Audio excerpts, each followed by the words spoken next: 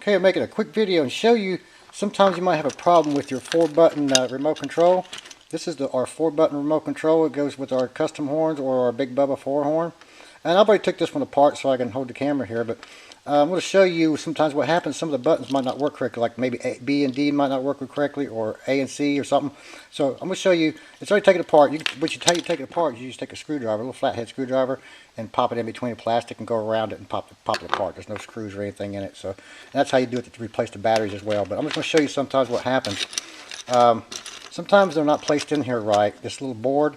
And this piece of rubber right here goes around. It's supposed to be waterproof. So this rubber sometimes, maybe you change the batteries in it. Maybe come from the factory it wasn't pushed in right. But sometimes we've seen these things with maybe the rubber pushed in on one side, like on the very edge here. It'd be pushed underneath. The remote wouldn't sit in there right.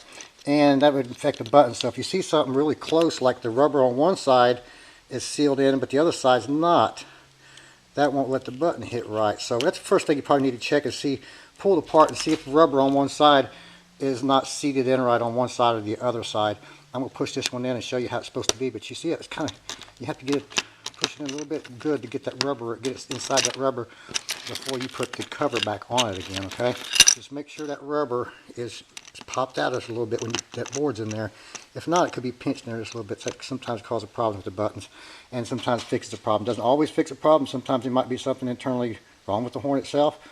But this fixes a lot of times to fix the problem with two of the buttons not working on either side of it. All right, thank you.